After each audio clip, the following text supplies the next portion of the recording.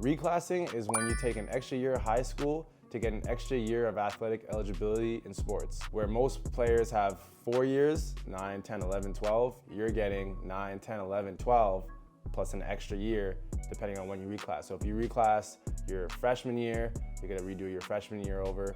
If you reclass your sophomore year, you're redoing your sophomore year over. This practice is done very often. If you're from Canada, you're probably not as familiar with it, but in the US, it's ongoing everywhere.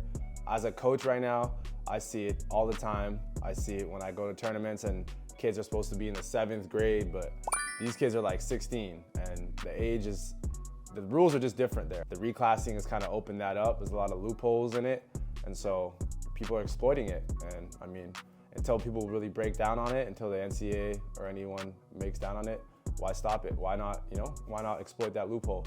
That's what these coaches think, and so you're seeing it a lot now. And this practice is actually done by a lot of well-known players. You'd be surprised to see. There is, for example, Jared McCain, who's at Duke right now. He was 19 going into his freshman year, whereas most people are 18 or 17 when they're graduating high school. He was 19 in February, as you can see right here, and he's about to be 20 midway through his freshman year. The most common pushback is, why would somebody want to do an extra year of high school?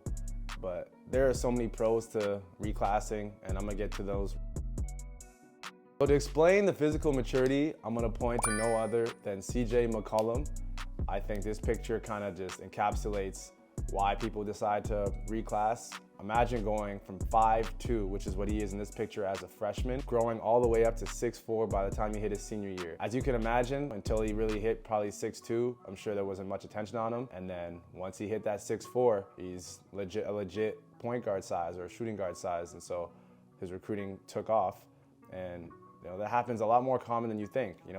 An even more known guy, Anthony Davis, he was 6'2" as a freshman, and then boom, 6'11". Now, not to say that these two reclassed, but this is an example of how from freshman year to senior year, you can become a whole different player physically. Why not try to get an extra year where you're at the peak of your physical capabilities and you're playing and trying to impress college coaches. So now I'm gonna give you a situation just so you can kind of understand this better.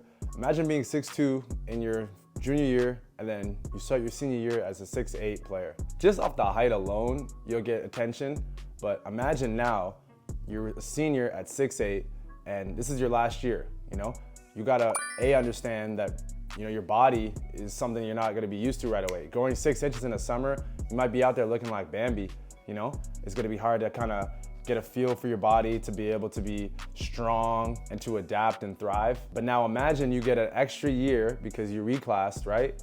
And you could play as a 6'8" player. Maybe you go an extra year in that reclass year as well. And now you're 6'8", 6'9".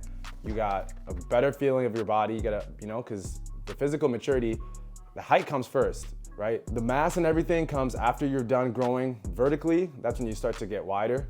So now imagine in your reclass year, you're 6'8", 6'9", you get a better feeling for your body. So you're gonna be able to be more explosive, be stronger out there. And now you've got 2 years as a 6'8", 6'9" guy. You're definitely gonna get more offers if you play well. And so that's the kind of idea behind it. The most widely acceptable reason people reclass is for academic reasons. People will cite academic purposes for why they reclassed. So they might say, hey, I'm struggling to keep up.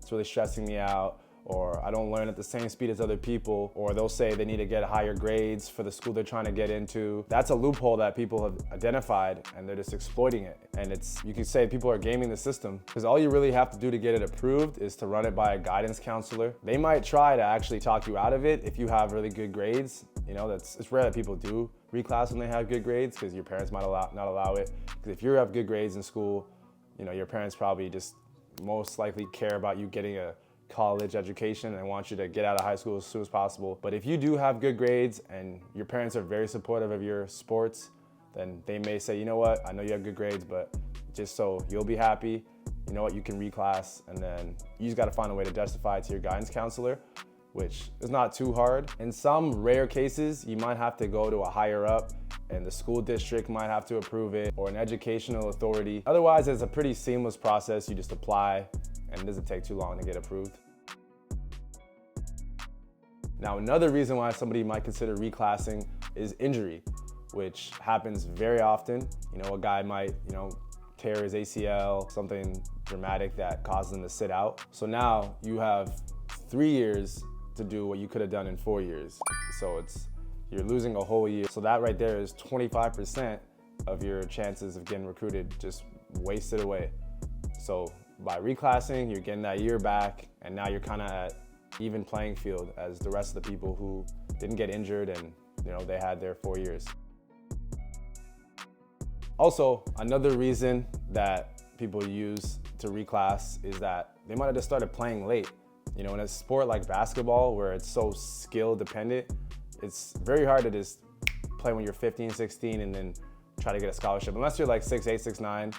For example, Joel Embiid, he started playing super late, but he was 7 foot, so it's a lot different. Now, if you're an average guy who maybe 6'2", 6'3", 6'4", and you're trying to pick up the game and you don't have a physical advantage over your opponents, well, that extra year will serve you well. Because as mentioned, basketball is a really skill-dependent sport. It's hard to learn how to shoot, how to dribble, knowledge of the game and all that in 3 years. Let's say you started playing when you're 15.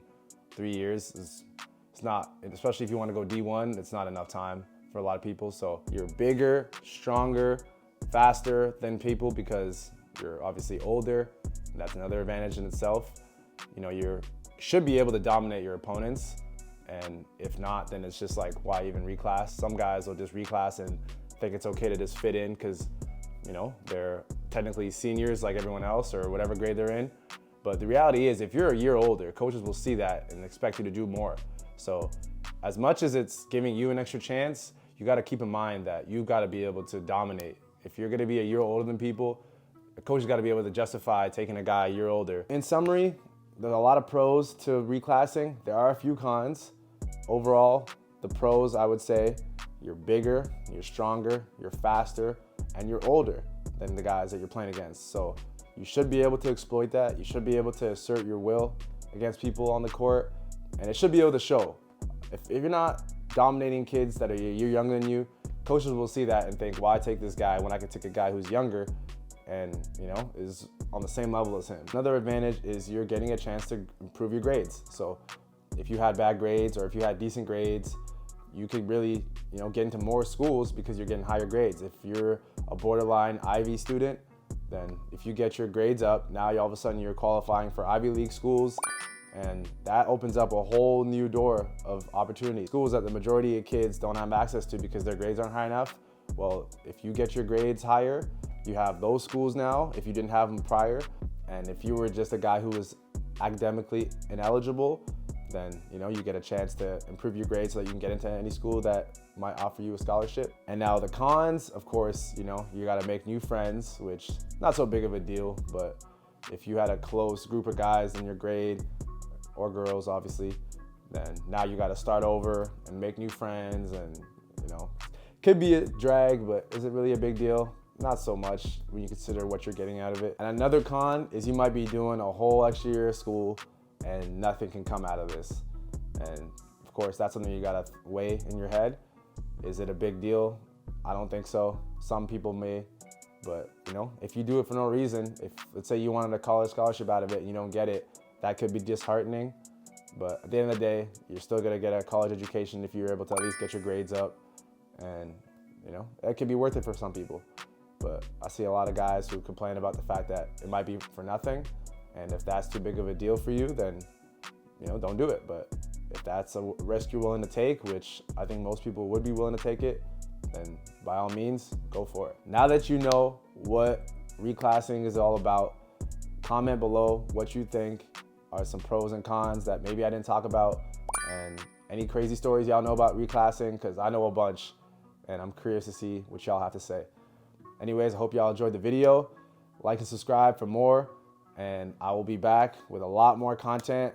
I'm telling y'all, if y'all want to learn about basketball, a lot of things, not just educational stuff, but health, just content that is going to get you a better basketball player. This channel is for aspiring professional basketball players, which I've been grateful and privileged to be able to be.